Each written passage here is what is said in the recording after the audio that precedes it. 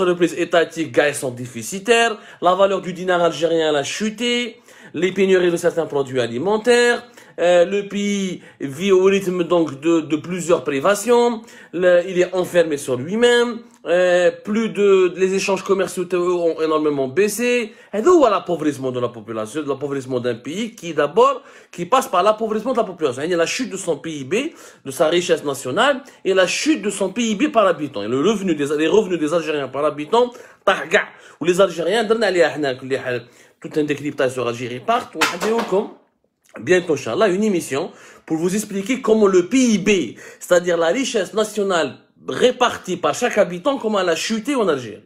Donc c'est ça l'appauvrissement, la crise de liquidité, les crises de l'huile, du lait, la chute de la valeur du dinar, le chômage qui augmente, la cherté de la vie, les entreprises qui sont en panne, c'est ça l'appauvrissement. Mais chez l'endettement, c'est un pays, il est endetté et sa population arrive à vivre, arrive à prospérer, arrive à avoir un bon salaire, arrive à bien consommer. C'est pas un problème. Mais c'est un pays qui n'est pas endetté comme l'Algérie, mais la consommation taïha, ou les pénuries des produits alimentaires. On peut ni acheter une voiture, ni trouver facilement du lait, ni acheter de l'huile à un bon prix, ni louer, ni gagner sa vie et sa croûte, ni manger de la viande, le poisson, les produits les plus simples à travers le monde sont en train de devenir un luxe en Algérie.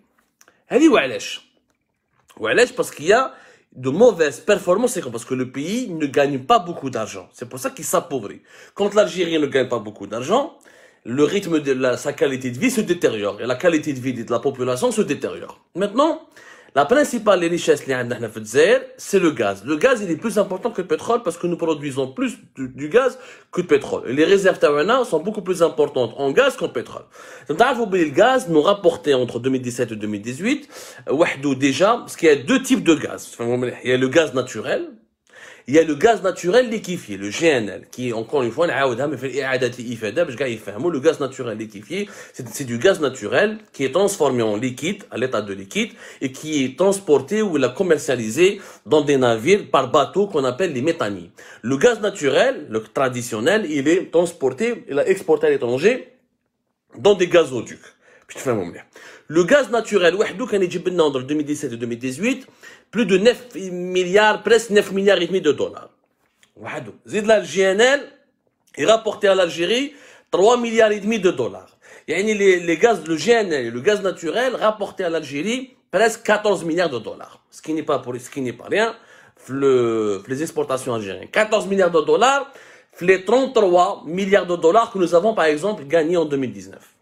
Gaz représente donc presque 50% de nos exportations et donc de nos recettes en devises. Et les recettes en devises, c'est ce qui compte dans un pays parce que le dinar ta'na, c'est une monnaie qui n'est pas convertible. Ou le dinar ta'na, c'est kenwelou.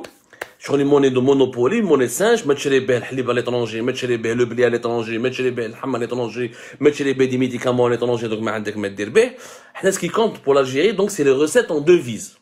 À partir de ces recettes des exportations de gaz et du pétrole, il y a des taxes que Sonatrach paye, que les compagnies étrangères payent des taxes. Ça s'appelle la fiscalité pétrolière. Vous voyez, la fiscalité pétrolière représente jusqu'à 43-45% du budget de l'État algérien pour les années 2010, 2008, 2009. Et ça a chuté à 30% depuis 2020 parce que les revenus en devises à les hydrocarbures, le gaz en Algérie, donc, je te fais un moment.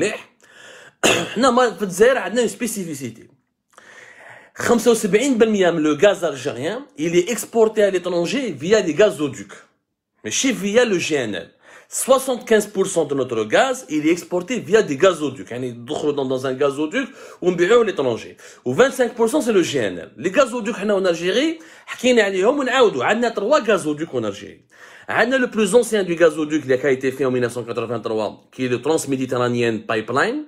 Les jus اللي يروح l'Italie via la Tunisie ou les عيطوا l'Enrico Mattei parce que l'Enrico Mattei c'est l'ancien patron d'une grande compagnie de Eni, une grande compagnie italienne qui a joué un rôle important dans l'histoire dans la guerre de l'indépendance en Algérie ou que je نحكي لكم على الحكايه تاع Enrico Mattei et la participation des Italiens à la reconstruction de l'Algérie, etc. Mais ce n'est pas le moment ni l'heure ni l'occasion nécessaire, c'est pas l'occasion.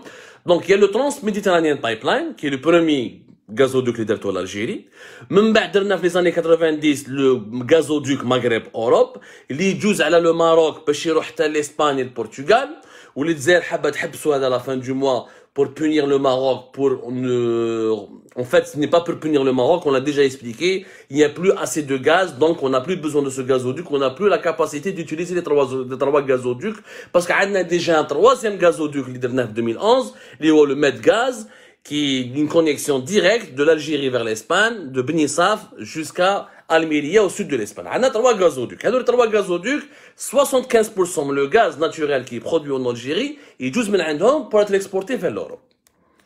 Les principaux clients, l'Italie, c'est 35% de notre gaz, il est vendu à l'Italie. L'Espagne, 31%. Alors, il y a des années. En 2018, par exemple, c'était l'Italie, 35%. En 2020 ou en 2021, c'est l'Espagne qui est là. C'est toujours c'est seulement. Ima l'Italie 35, ima l'Espagne 31. Maintenant, l'Italie 32 ou la 31 et l'Espagne 36 ou la 35. Mais les deux principaux clients, c'est l'Italie et l'Espagne. Le dernier chiffre à 2018-2019, on va travailler sur cette base, sur la base des statistiques de 2019-2018. 35% de notre gaz est vendu à l'Italie, 31% de notre gaz est vendu à l'Espagne. Même avec la Turquie, qui est le troisième client de l'Algérie, 8,4% de notre gaz, jusqu'à 9% de notre gaz naturel, il est vendu à la Turquie. Ou avec la France, qui est 8% de notre gaz. Avec les quatre principaux clients. L'Italie et l'Espagne, ils doublent les gazoducs. La Turquie et la France, nous n'avons pas de gazoduc معاهم. Donc on leur vend surtout du GNL. L'Italie, la Turquie et la France sont alimentés par le GNL, pas par les gazoducs. Ils sont alimentés par les 25% du gaz algérien qui est transformé en GNL et vendu à l'étranger. La spécificité de l'Algérie, un gros problème sur le plan commercial et qui empêche l'Algérie de gagner de l'argent, c'est que l'Algérie, depuis des années, depuis de longues années, ce qu'on appelle les contrats à long terme. Le marché du gaz, le marché mondial du gaz, qui a deux types de contrats. Les contrats à long terme ou ce qu'on appelle le marché spot.